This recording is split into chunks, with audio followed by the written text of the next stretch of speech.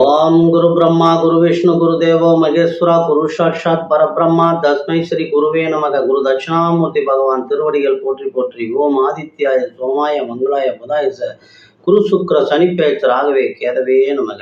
ஓம் முருகா சரவண பவகுகாய நமக। உலகெங்கும் வாழும் என் இனிய சகோதர சகோதரிகளே அனைவருக்கும் வணக்கம்। நிறைய பேர் நம்ம சேனலை பார்த்துட்டு இருக்கிறீங்க, சப்ஸ்கிரைப் பண்ணியிருக்கிறீங்க, ஆதரவு கொடுக்குறீங்க, எல்லாத்துக்கும் முதல்ல என்னுடைய நன்றி। இந்த பதிவில் நம்ம என்ன பார்க்க போறோம்னா 1/5/2024 புதன்கிழமை பகல் 1 மணிக்கு மேச ராசியிலிருந்து ரிஷப ராசிக்கு பயிற்சியாகக்கூடிய குரு பகவானுடைய பலன்கள் தனுசு ராசிக்கு எப்படி இருக்கும் அப்படிங்கிறது தான் பார்க்க போறோம்। இந்த ஆண்டு உங்களுக்கு ஒரு சிறந்த ஆண்டாக தான் இந்த ஆண்டு இருக்குது। குரு பகவானுடைய பயிற்சி உங்களுக்கு சிறந்த தனவரவு। குரு பகவான் உங்களுடைய ராசிக்கு 6ஆம் இடத்துல இருந்தாலும், சுகஸ்தானாதிபதி 6ஆம் இடத்துல இருந்தா கூட உங்களுடைய பாக்கிய ஸ்தானாதிபதி என்று சொல்லக்கூடிய சூரிய பகவானுடைய சாரத்திலும் அஷ்டமாதிபதியினுடைய சாரம் சந்திரனுடைய சாரத்திலும் 2 சாரத்திலுமே இந்த ஆண்டு முழுவதும் பயணம் செய்கிறார்। ஆக அஷ்டமாதிபதி அப்படிங்கிற ஒரு கஷ்டத்தை மட்டும் கொடுக்க மாட்டார், திடீர் அதிர்ஷ்டங்கள் யோகங்களும் கிடைக்கக்கூடிய ஆண்டு। அதே மாதிரி உங்க ராசிக்கு 9ஆம் இடத்து அதிபதி பாக்கியஸ்தானாதிபதியினுடைய சாரத்திலே இருக்கிறதுனால உங்களுக்கு தொலைதூர கல்வி, தந்தையின் மூல வருமானம், இது எல்லாமே ரொம்ப மிகச்சிறந்த அளவுல இந்த ஆண்டு கிடைக்க போகுது।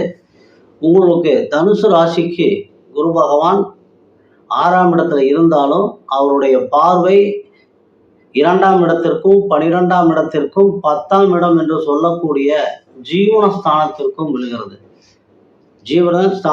ஜீவனஸ்தானத்திற்கு ஆயுள்காரகன் ஜீவனஸ்தானாதிபதி என்று சொல்லக்கூடிய சனி பகவானுடைய பார்வையும், ஆக குரு பகவானுடைய பார்வையும் ஜீவனஸ்தானத்திற்கு விழுகிறது, தொழில் ஸ்தானத்திற்கு விழுகிறது। சனி பகவானுடைய பார்வையும் ஜீவனஸ்தானாதிபதியினுடைய பார்வையும் 10ஆம் இடத்துக்கு விழுகிறதுனால இந்த ஆண்டு உங்களுக்கு மிகச்சிறந்த தொழில் வளர்ச்சியும், அந்த தொழில் வளர்ச்சியால் மிகச்சிறந்த ஒரு தன யோகமும் கிடைக்கக்கூடிய ஒரு ஆண்டு இது।